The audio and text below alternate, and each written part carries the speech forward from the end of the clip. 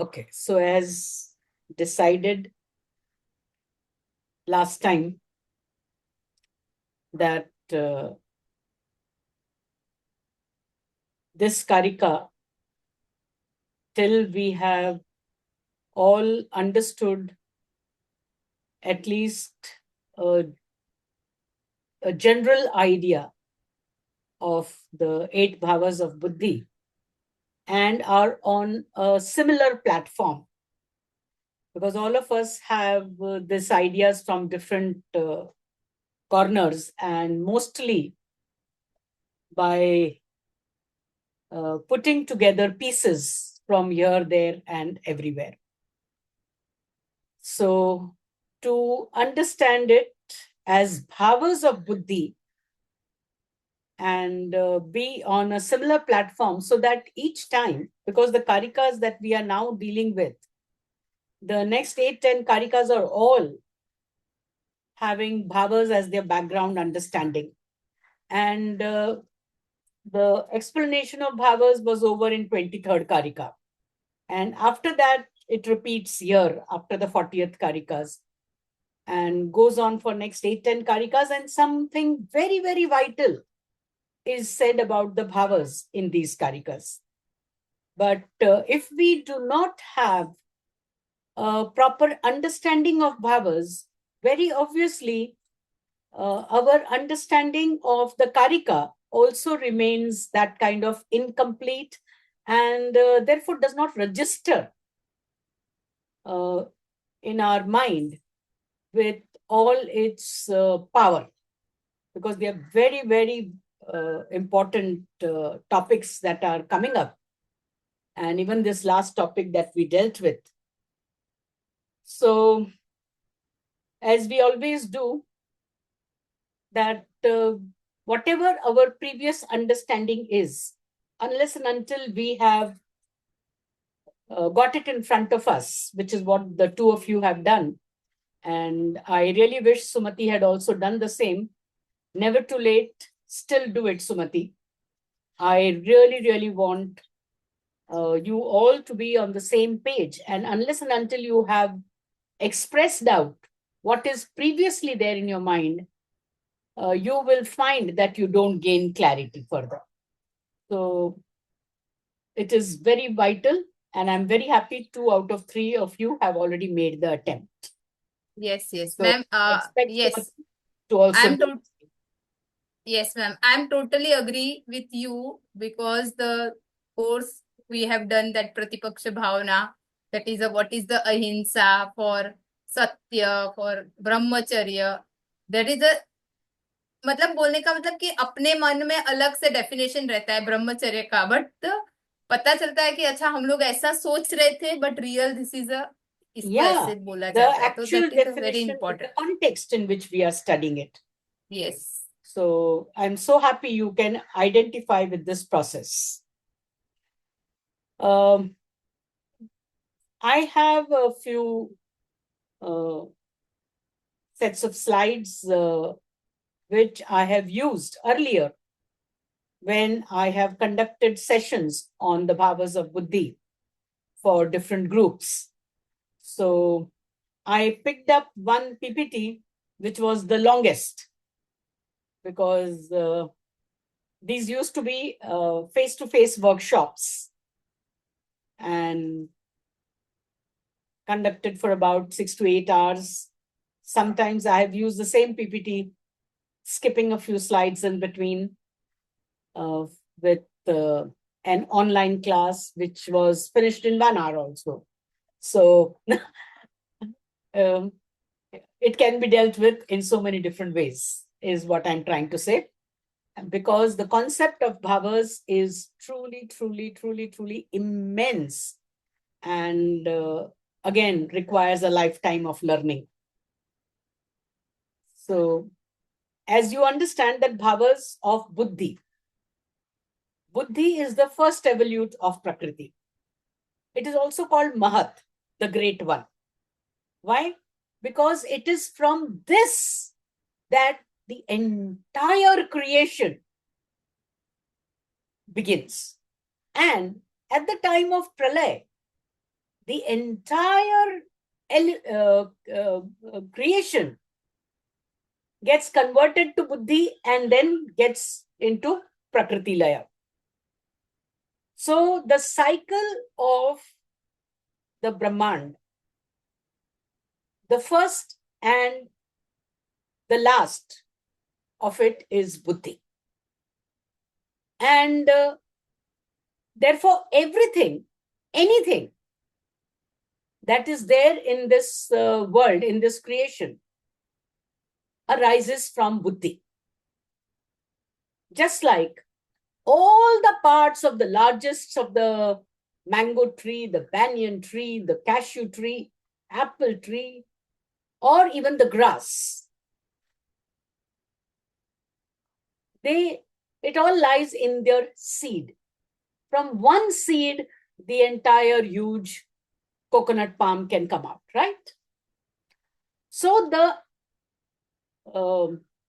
primordial element of each and everything lies in this buddhi.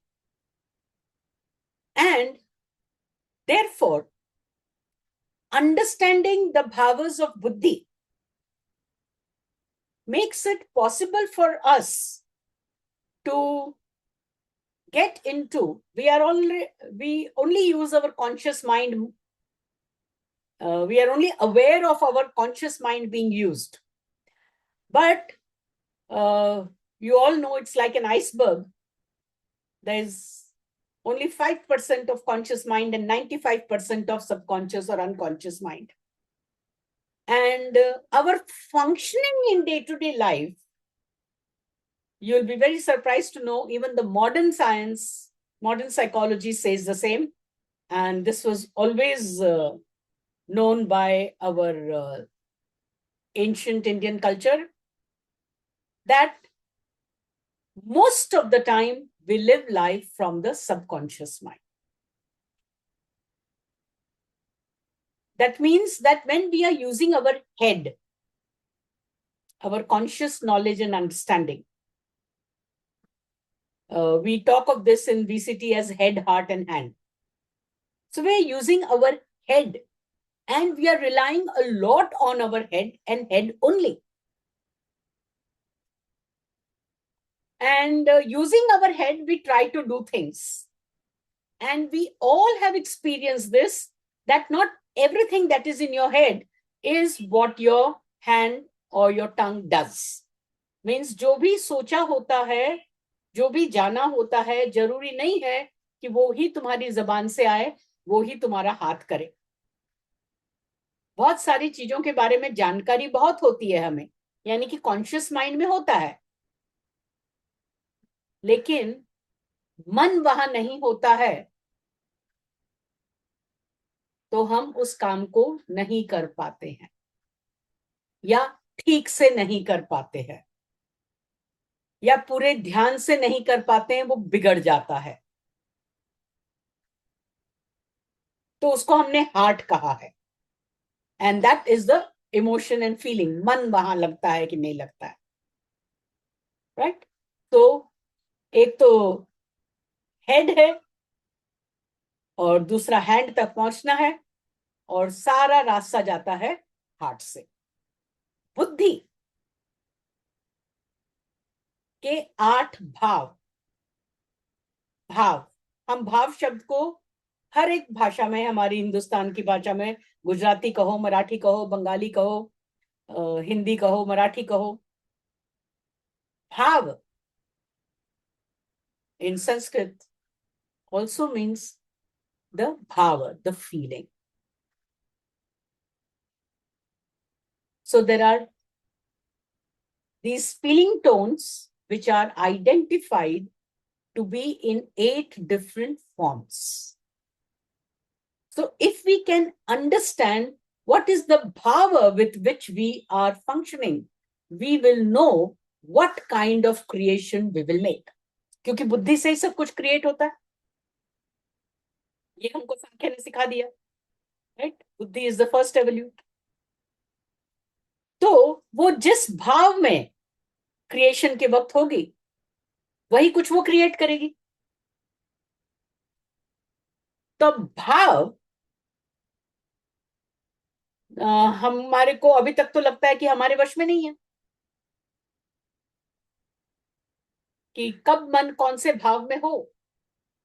उसके लिए हमने थोड़ा बहुत समझा है, हम दिमाग से अपना दिमाग लगाते हैं कि मैं सुबह सुबह उठ के ये भजन वजन सुन लेती हूँ तो मेरा मन शांत रहता है।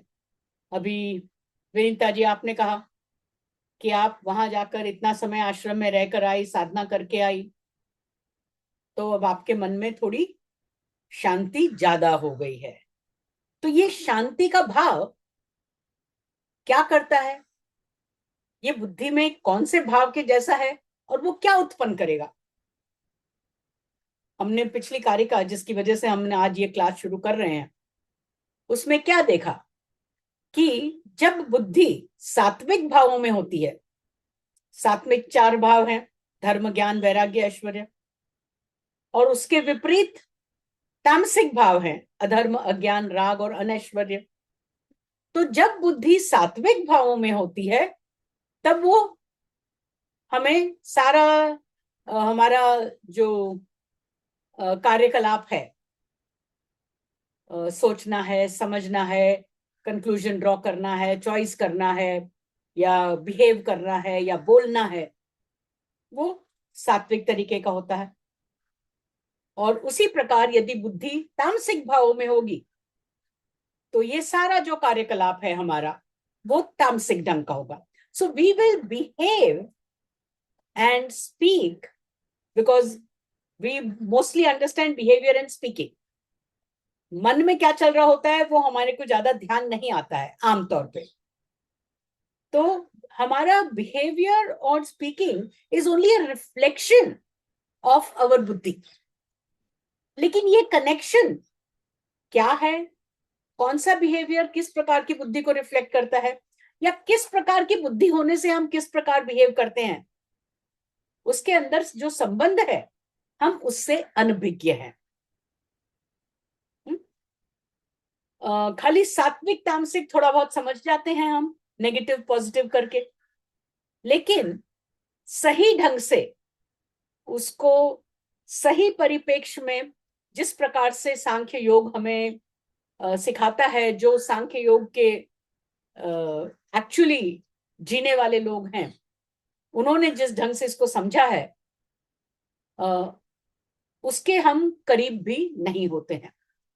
तो वो भी कभी ना कभी तो सीखे हैं ना, तो हम भी सीख सकते हैं करके हम लोगों ने ये यात्रा प्रारंभ की है। तो योगा में education of the subconscious mind, मैं सबकॉन्शियस माइंड कह रही हूं बुद्धि के लिए, क्योंकि हमारे कॉन्शियसनेस में हर समय वो नहीं रहता है, लेकिन हमारे साथ में हमेशा रहता है, राइट। और हम जब चाहें तब उसमें से हम हमारे लिए उसको उपयोग में ला सकते हैं। सबकॉन्शियस का मतलब ये हुआ कि आप कॉन्शियस माइंड को यूज करके एक छोटा सा रास्ता बनाएं कि सबकॉन्शियस में से वो ही चीज आपको उपलब्ध हो जाए।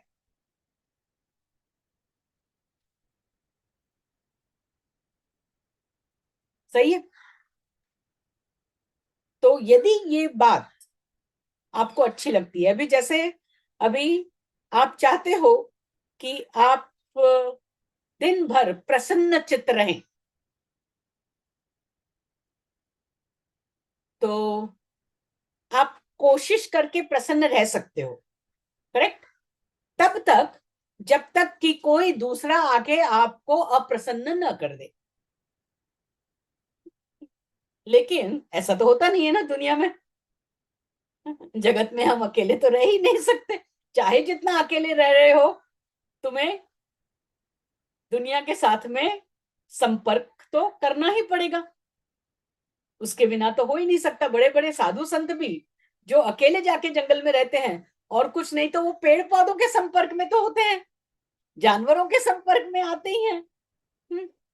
कभी कोई ना कोई भूला भटका आदमी भी कोई पहुंच ही जाता है, साधुओं को ढूंढते हुए, या बाई चांस तो उनके साथ में भी संपर्क होना ही पड़ता है। और हमको ये भी मालूम है कि अरण्यवासी जो हैं वो हमेशा चौमासे में, क्योंकि जंगल में रहना थोड़ा दुभर होता है, तो वो भी उस समय में कहीं ना कहीं किसी न किसी ग्राम के पास में आकर अपना जीवन व्यतीत करते हैं। और तभी लोगों को एक कुछ मौका मिलता है कि चौमासे में थोड़ी कथा आदि उनसे सुनी जाए, उनसे कुछ ज्ञान की बातें की जाए, ऐसा मौका उन्हें मिलता है। तो चाहे जितना हो, यदि हम इस दुनिया में हैं तो हमें बाहरी संपर्क के बिना जीवन नहीं चल सकता। और कुछ नहीं तो खाना पीने के लिए ही चाहिए कोई ना कोई, है ना। कुछ खरीदारी करके लाना है तो भी दुकान वाला तो चाहिए ना। वो दुकान नहीं लगा के बैठेगा तो तुम कहाँ से खरीद के लाओगे। अब हम शहरों में तो जहां रहते हैं हमें सफाई कर्मचारी भी चाहिए अलग से। वो कूड़ा कचरा नहीं लेके जाएंगे तो हमारे घर में तो मुश्किल हो जाएगी। एक दो दिन भी नहीं चलेगा। वो नाली नल में पानी आए उसके लिए रोज टंकी भरने वाला भी कोई चाहिए। समझ रहे हैं। तो we are so dependent on the interaction with the outside.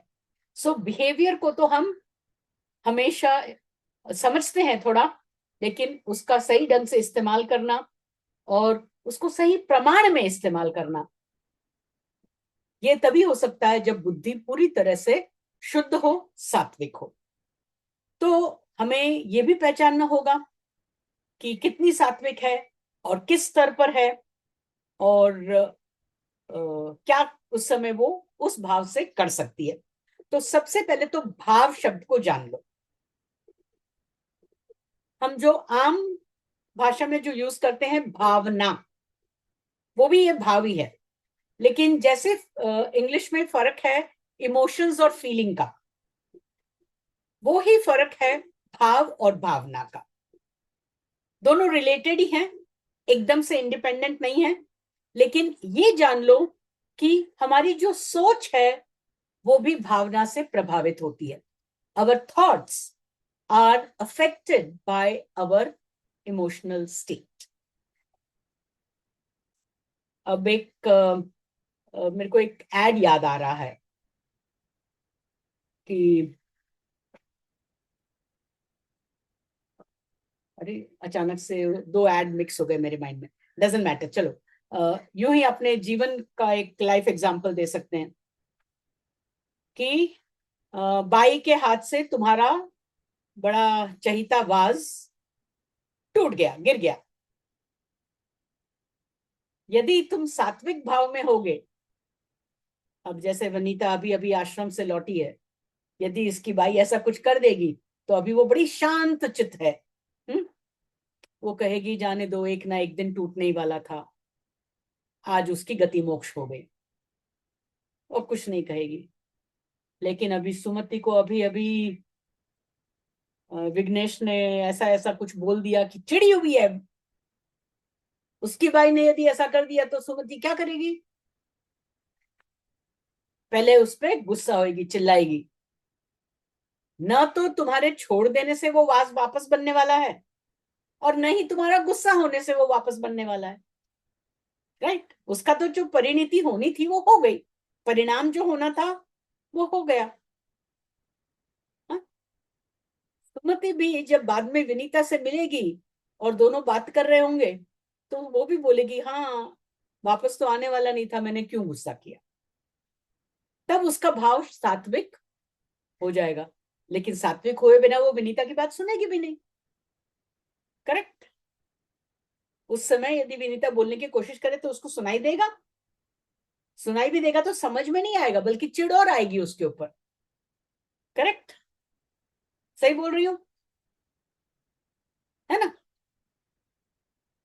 तो भाव क्या है हमारे मन में, उसको समझना बहुत आवश्यक है। अब हमारे पास, अच्छा पहले एक आधी स्लाइड्स दिखा दूं और फिर मैं एक और बात आगे कहती हूँ। So we are here to understand the bhavas of buddhi. Our subconscious mind, अब सबकॉन्शियस बोल दिया यानी कि वो हमारे कॉन्शियसनेस में हमेशा नहीं रहता है। हमारे कॉन्शियसनेस में जो रहता है वो खाली जो बाहरी दिखाई देता है, जो हमारे सेंसेस हमारे को इनपुट देते हैं। ठीक है, ये एक बात ठीक से जान लो। So that is why we are here. We are here to know that aspect of our mind which is constantly governing us, but we are not able to control it. We do not have sources to control it. We are not taught, we are not educated, really speaking, to bring it under our hold, our control, and take it in our charge.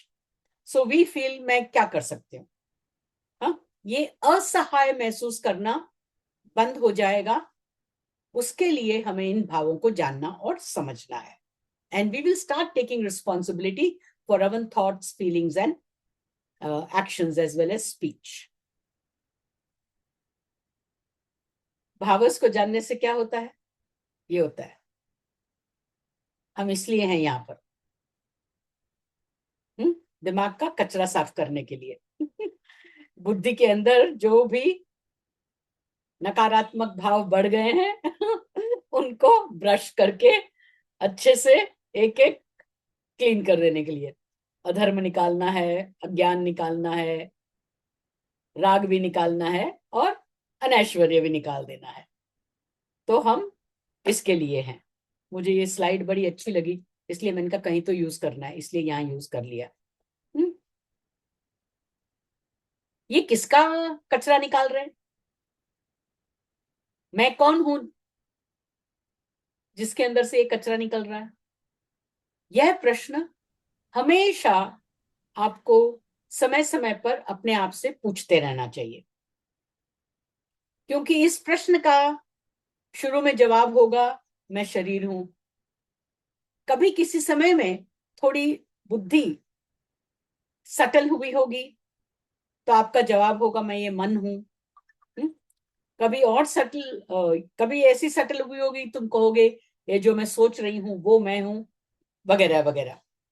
तो हर समय बहुत ही सच्चाई से इस प्रश्न को पूछते रहने का और इसका जवाब देते रहने का, क्योंकि आप जो हैं उस समय वो आपका भाव डिसाइड करता है।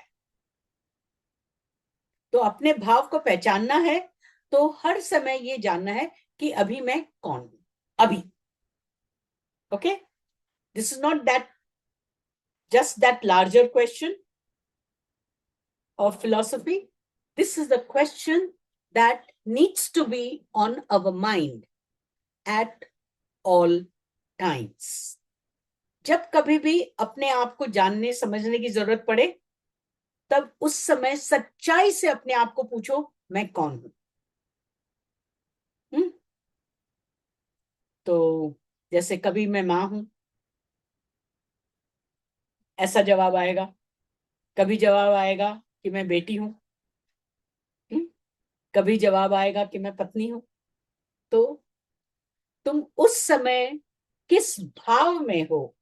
आमतौर पे हम इनको भाव समझते हैं, ये भाव आपको समझ में आएंगे। तो जहां हम हैं वहां से हमें शुरू करना है। तो you begin with what you know and from there you will be able to lead yourself to what you don't know. ठीक है, तो एक शुरुआत करने से पहले ही आपको एक प्रैक्टिकल अटेम्प्ट करने के लिए तुम्हारे को एक तरीका दे रही हूं। Often ask yourself who am I. ठीक है, तो यदि हमें वो पहले वाली स्लाइड की बात, हमें ये काम करना है, तो ये कौन है जिसके अंदर से ये निकालना है? वो है इसका जवाब। ठीक है, तो इस प्रश्न को अपना गुरु बना लो। ठीक है, चलो।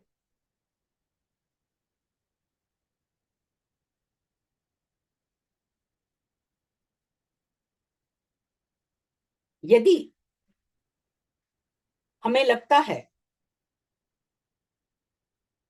कि कोई मुझे नहीं समझता, या कभी कभी हमें लगता है कि no, I am not like this, why is everybody thinking of me like this. और जो हो रहा है उसके लिए लगता है कि आई डोंट डिजर्व दिस, ये जो हो रहा है वो मेरे साथ गलत हो रहा है, God is being unjust, injustice हो रही है। यदि इस प्रकार का भाव यदि हमें आ रहा है, वो हमारी लिए बिल्कुल इसलिए आ रहा है क्योंकि हमारी जो बुद्धि है वो एकदम बौखला गई है, विपरीत हो गई है। उसको सही प्रकार का जो कॉन्शियस हमारा है, उसको सही प्रकार का एजुकेशन नहीं मिला है। और जब तक हम अपने आप को जो कुछ हो रहा है उसके साथ में तालमेल मिलाने में असमर्थ पाते हैं, या आवश्यकता ही नहीं समझते, आउटराइट उसको रिजेक्ट कर देते हैं, तो समझ लो कि तुम्हारी बुद्धि बिल्कुल अशिक्षित है, तुमने कोई शिक्षा नहीं पाई है, तुम हर चीज को उल्टा ही जान रहे हो, उल्टा ही समझ रहे हो, उसमें सिर्फ और सिर्फ तुम्हें दोष मिल रहा है, दोष ही दिख रहा है। तुम जो परिस्थिति है उसके साथ में नहीं हो। ये एक ऐसी स्थिति है, जैसे हम वैसे तो कहते हैं कि योग हर एक के लिए है, हर कोई योग कर सकता है, लेकिन ऐसे व्यक्ति को योग तक लाने के लिए भी बहुत बहुत बहुत समय लगता है। इन लोगों को हमें छोड़ देना ही पड़ता है कि वो जब आएंगे, जब उनका टाइम आएगा तब वो आएंगे। तो ये इस प्रकार का है। तो यदि कभी अपने आप को ऐसी मनस्थिति में पाओ तो समझ लो कि सच में तुम्हें किसी वाइज पर्सन की हेल्प लेने की जरूरत है, जिसके अंदर भी तुम्हें थोड़ा विश्वास है। लकीली तुम हमेशा तो इस स्थिति में रहते नहीं हो, नहीं तो यहां नहीं होते, right? The fact that you are here means you don't often go into this state, लेकिन कभी भी आ जाता है क्योंकि हम सत्व रजस तमस तीनों से बने हैं। रजस हमको कभी भी तमस में भी डाल सकता है, और कभी हो सकता है बहुत ज्यादा पुश कर देवे तो हम यहां पर चले जाएं, क्योंकि एक समय तो टोटल अंधकार में थे ही, तो दोबारा भी जा सकते हैं। तो यदि कभी ऐसा होता है कि तुम्हें लगता है कि सब कुछ तुम्हारे विपरीत चल रहा है, nobody cares for you, nobody listens to you, there is no harmony between you and nature, कहीं पर भी थोड़ा भी तालमेल बिगड़ता दिखता है, तो हमेशा हेल्प लेने का ध्यान रखना। So I'm so happy we are in a small group, तो small group, but we have each other to talk to and get ourselves back in tune with nature. So self and nature दोनों के बीच में तालमेल होना अति आवश्यक है, क्योंकि मनुष्य एकदम अकेला तो जीवन में नहीं रह सकता। ठीक है? So interaction is bound to be there. ये सब समझने के बाद में, इतना हम ये भावों की बात कर चुके, तो चलो इनके एटलीस्ट नाम जान लेते हैं। तो धर्म है तो उसका विपरीत भाव अधर्म है।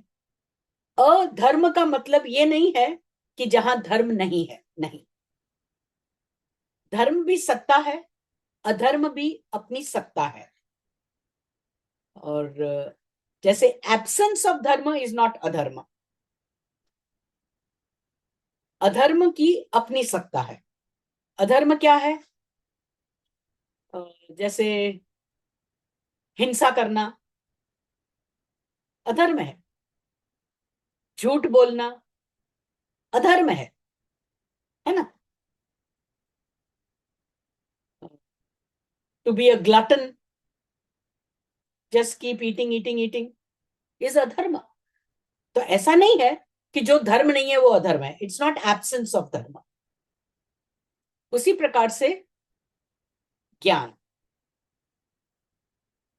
वैसे ही अज्ञान इज नॉट एब्सेंस ऑफ ज्ञान। अज्ञान जो है वो विपरीत ज्ञान है, यानी हर चीज को उल्टा ही समझना,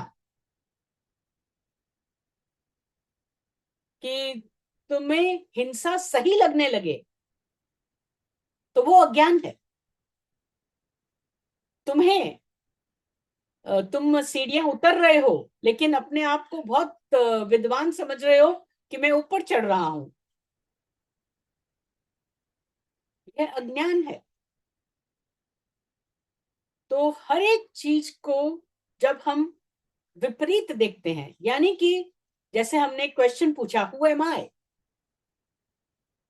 और तुमने अपने आप को जवाब दिया कि very obviously just now I am talking to my friend so I am a friend, लेकिन actually you may be talking to your friend but your mind is at home what you are going to make for your family in the dinner. तो यह अज्ञान हुआ। So you're not being a friend. You are actually at that point of time the wife and the mother, or a housewife at that point. So who am I का answer, यदि जो सच में है वो नहीं आप देखते हो, जानते हो। अब हमने ये तो पढ़ा है सांख्य में कि अवर रियल सेल्फ इज द पुरुष, द अनचेंजफुल, लेकिन वो तो खाली कॉग्निटिवली मालूम है हमको, दिमाग से मालूम है, कॉन्शियसली मालूम है। सबकॉन्शियस में तो हम उसका बिल्कुल भी उपयोग नहीं कर पाते, अभाव है उसका। Its absence from our subconscious सब, and most of the time we are living guided by the subconscious. तुम पुरुष हो करके कोई समय एक पल के लिए भी हम कोई भी काम ऐसा करते हैं जिसके अंदर हम पुरुष होते हैं? नहीं कर पाते हैं।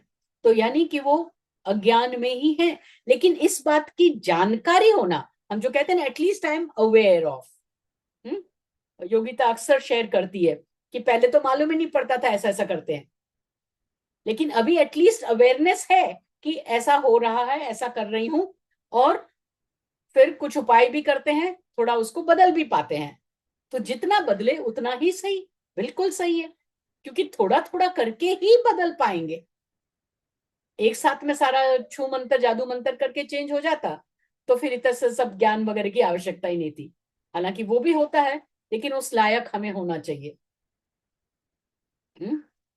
फिर नेक्स्ट इज वैराग्य। वैराग्य मतलब हम अक्सर त्याग देना, छोड़ देना ही समझते हैं, लेकिन छोड़ना क्या? जब जो हमें अज्ञान हो रहा है उसका सबसे पहले त्याग, वो है वैराग्य। और वो त्याग न कर पाना, हाँ, अब ये एक भाव है जो अभाव प्रत्यय है। अवैराग्य का मतलब है एब्सेंस ऑफ वैराग्य। तो इसमें हम जैसे राग वाला क्लेश जिसको जानते हैं, अंग्रेजी में हम अटैचमेंट शब्द जो कहते हैं, तो अटैचमेंट जब छोड़ सके तब होता है वैराग्य। किसी चीज को हम ऑब्जेक्टिवली देख सके तब होता है वैराग्य। फिर आता है ऐश्वर्य। ऐश्वर्य इज पावर। सांख्य में ऐश्वर्य का उल्लेख आता है एज अ भाव ऑफ बुद्धि। उसमें अष्ट सिद्धियां आती है, और ये अष्ट सिद्धियां वो जो हम अणिमा लघिमा गरिमा बोलते हैं वो नहीं है, राइट? याद होगा हमने ये कारिका ऑलरेडी की हुई है। कि कौन कौन सी ये ऐश्वर्य की सिद्धियां हैं। तो जो सिद्धियां हैं, जो पावर है, सक्सेस है, ये सब हमें ऐश्वर्य भाव देता है। हम आम भाषा में कॉन्फिडेंस वर्ड जो यूज करते हैं, वो भी ऐश्वर्य का एक भाव कह सकते हो। अनऐश्वर्य is failure. Again, it is not just absence of success, it is actually failure. कि आप हर बार गलत निर्णय लो और गलत चीजों का ही ज्ञान रखो और उनके साथ में इतना स्ट्रांगली अटैच हो जाओ कि ये मेरा विचार है, यही सही है, और एक्चुअली तुम बिल्कुल अपने आप को निकृष्ट कर रहे हो, डाउन जा रहे हो, लेकिन अपने आप को विजेता समझ रहे हो। यह अनैश्वर्य है। तो अनैश्वर्य भी खाली एब्सेंस ऑफ ऐश्वर्य नहीं है, it is actually failure. So there is a content to it. अच्छा, अभी जो हमने ये स्लाइड को देख के अपने बात बोली है, की है, is only about our cognitive understanding. अभी भी हम खाली कॉन्शियसली जितना हमारे पास में है, जानकारी है, उसके बारे में बात की है हमने। हमको ये भी मालूम है इमोशन नाम की कोई चीज होती है, फीलिंग नाम की कोई चीज होती है। एक हु एम आई का प्रश्न के अलावा मैंने भावर्स के ऊपर अभी तक आपको yoga is all about experiencing, Sankhya is all about experiencing. So without experiencing nothing can happen. तो एक हु एम आई के अलावा मैंने आपको और कुछ नहीं अभी तक बोला है जिसके अंदर एक्सपीरियंसिंग हो। ठीक है, ओके। अच्छा, इसको एक बार बंद करती हूँ।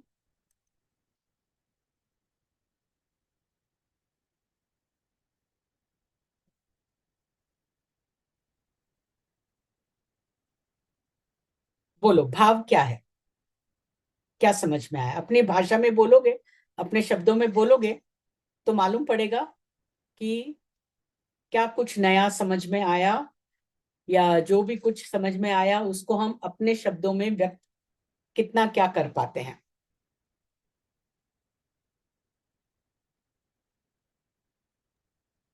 पहले तो समझा कि बुद्धि जो है वो ही है, इवोल्यूट है, मतलब शुरू शुरू से अंत तक। ओके। और बुद्धि के अंदर ही ये 8 भाव है। ओके। और 4 जो पॉजिटिव है और 4 नेगेटिव है। जो पॉजिटिव भाव है मतलब कि कुछ काम करते हैं उसमें, फॉर एग्जाम्पल जैसे कि धर्म भाव है, ज्ञान है, ऐश्वर्य और वैराग्य। मतलब कोई काम करते हैं और अच्छा लगता है। ओके। सेटिस्फेक्शन आता है, दैट इज कॉल्ड पॉजिटिव भाव, मतलब कि सात्विक स्टेट में है हम लोग, ऐसा पता चलता है। ओके। नेगेटिव भाव में हम लोग डाउन हो जाते हैं, जैसे कि धर्म, अनैश्वर्य, राग, धन, अज्ञान, उसमें हम लोग पूरा डाउन हो जाते हैं, मतलब नेगेटिव साइड में, तमस में चले जाते हैं। तो सिचुएशन समझनी है, हम तमस में है अभी, अभी मैं तमस में हूं, तो मुझे सत्व में कैसे जाना है, वो ऊपर उठाने के लिए भाव से पता चलता है, आगे बढ़ने के लिए। इतना मैंने समझा। Good.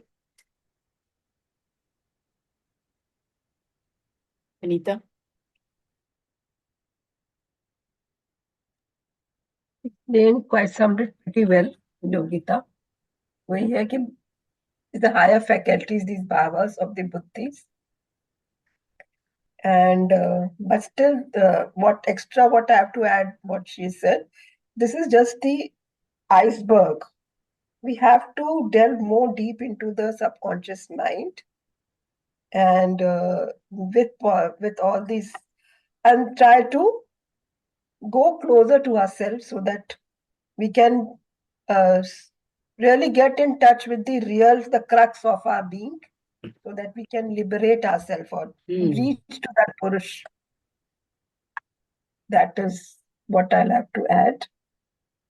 And then what I was not very clear about this the negative side.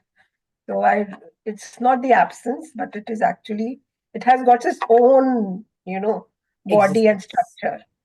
Correct. Dharma is not absence of the dharma, but it is basically So you can write anything that. that's negative or anything that is tamasic can be a dharma. Correct.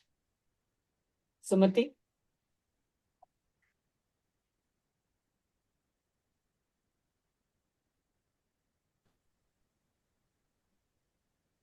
Ma'am पहला धर्म अधर्म के बारे में तो कुछ भी मालूम नहीं था, लेकिन अभी व्हेन वी आर फॉलोइंग, मैं पहला राइट एंड रॉन्ग में अटक जाती थी हमेशा, नहीं तो भी वाई वाई करके। फिर एक तरह का धर्म बोलेंगे तो डिसिप्लिन भी आता है, एंड आई मीन बीच बीच में है, एक्सट्रीम नहीं होना चाहिए, मतलब पकड़ के रखना या वो फिर अपन ने अभी बात बहुत। नहीं की है। हाँ, लेकिन मेरे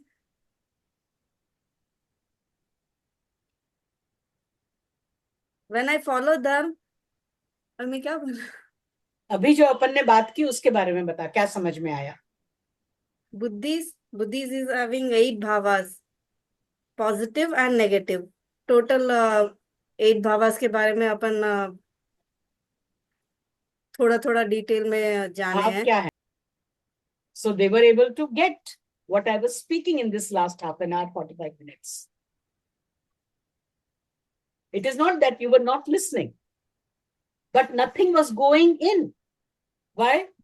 Because you had not emptied your cup. So I urge you to first share whatever you were about to say now, कि धर्म ये है, ज्ञान वो है वगैरह. I want you to first share so that you can benefit from what was discussed today. So after you have shared your understanding of the 8 bhavas, of those 8 words, in other words, then you please listen to this recording. For you, the class will happen then. Okay? So then when you will listen to the recording, I will want you to then answer my question. So in the recording, you will hear this question again that I have asked you. What is bhavas? You will find that you have an answer then. Okay? So I have never had such a glaring example before. What about all of you? You all realize the importance of having to empty your cup? Yeah. And when I ask you before I have explained, because we already have some previous understanding.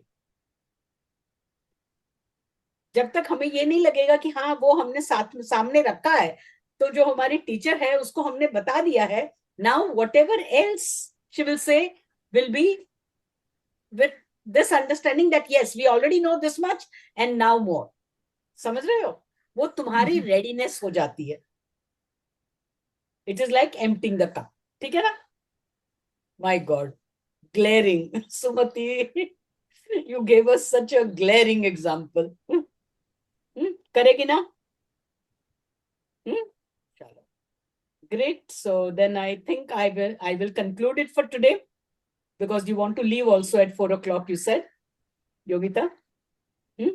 और एक दिन में बहुत ज्यादा बोलूंगी, अब मैं धर्म के ऊपर चली जाऊंगी तो ये जो भाव क्या है वो पकड़ में नहीं आएगा. I want you to listen to the recording again maybe, but at least, let these thoughts, whatever has been shared, go on in your mind, churn them in your mind. मनन करना है ना? चिंतन मनन बोलते हैं ना. तो अभी जो सुना है उसके ऊपर थोड़ा सा मनन करो. Don't get into धर्म ज्ञान वैराग्य ऐश्वर्य. Just think about the concept of भाव. भावना जो हम समझते हैं, और भाव क्या है, फीलिंग क्या है, इमोशन क्या है, and why it is so powerful. और बुद्धि के साथ में भावों का ज्यादा कनेक्शन है, ज्ञान का नहीं है ना? हम बुद्धि के साथ में ज्ञान को जोड़ते हैं ना. कॉन्शियस जो थिंकिंग होती है उसको हम कॉग्निटिव ज्ञान बोलते हैं, लेकिन इट इज भाव. Buddhi is made up of 8 bhavas. It makes up the buddhi. तो जरा इसके ऊपर विचार करो, थोड़ा अपने आप को ऑब्जर्व करो कि मेरे दिमाग में ये भाव क्या है। ऑब्वियसली धर्म ज्ञान वैराग्य ऐश्वर्य भले छोड़ दो, लेकिन कुछ तो नाम है ना तुम्हारे पास में भावनाओं के। Try and see you name it that way. ठीक है, तो अपनी भावनाओं को ऑब्जर्व करो इस वीक में और उनको नाम दो। ओके, तो अलग अलग सिचुएशन में क्या क्या भावनाएं आती है, तुम देखोगे कि पर्टिकुलर टाइप ऑफ भावना keeps repeating with for you. Ma'am एक एग्जांपल दोगे कैसे? हाँ, अब जैसे गुरु? गुस्से का भाव है, या चिढ़ना है, या अभी विनीता को देख के शांत भाव। सच में Vinita, when you say you are calmer, it's showing on your face, huh? Just looking at you is reflecting calmness in me, I find. Yes, even on the screen. So I would want to rub against you today. Let's rub. Yes. So because we are interdependent, no? Yeah. Yeah. So we affect Sometimes you each other's see energy. somebody crying, you have tears in your eyes because of the Exactly. रोने का भाव आ रहा है, हाँ, आज spiritual भाव आ रहा है। हम्म, 2-4 शब्द हैं हमारे पास में जिससे हम अपने भावों को डिस्क्राइब करते हैं, और ज्यादातर सेम भाव रिपीट होता है। तो वो तुम्हारा रेपिटेटिव भाव कौन सा है, वो तुम्हारे को पकड़ में आ जाएगा यदि सप्ताह भर तुम अपने भावों को क्वेश्चन करोगे। यदि वो हुए मैं वाला क्वेश्चन भी पूछोगे ना, उसका भी उस प्रकार से जवाब लोगे, तो तुम्हें मालूम पड़ेगा।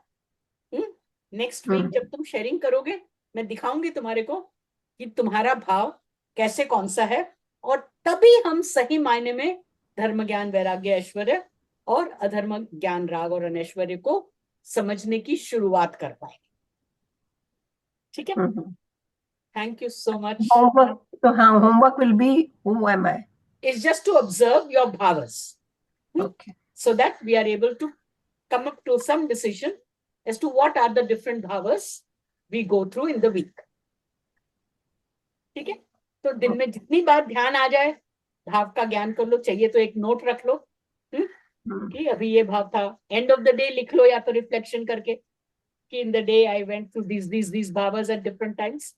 Just the name of the bhava, or describe it in whichever way you want to. अब कोई डिस्क्रिप्शन ऐसा हो सकता है, बस मारने का मन कर रहा था, या रोने का मन कर रहा था। रो नहीं रहे थे लेकिन मन कर रहा था, है ना? या वो चिंता हो रही थी कि वो प्लानिंग नहीं हुआ है, उसका कोई विचार नहीं कर रहा है, व्हाटएवर।